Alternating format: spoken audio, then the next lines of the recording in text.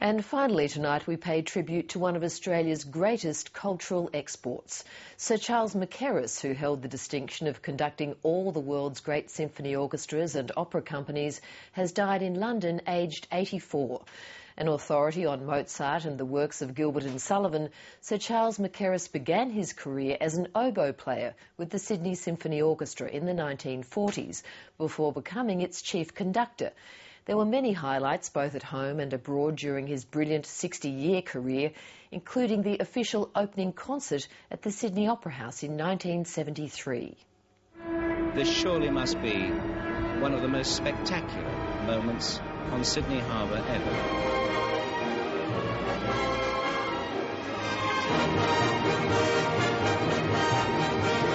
That was a very great occasion, doing the first concert in the Opera House.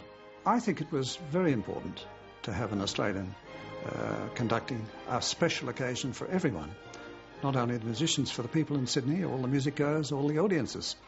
A new occasion, a new flowering of culture in Australia.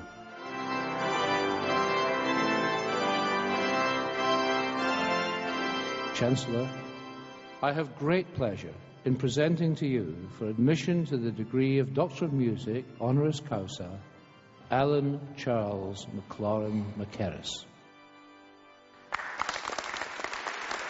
Sir Charles has had a tremendous impact on the musical world in general, particularly, well, in so many different areas. What I personally love about Sir Charles' music making is that he's never confined himself to a pigeonhole. He's really covered a huge range of repertoire.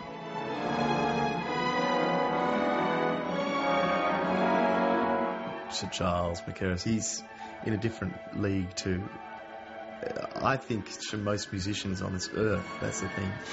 Not just conducting.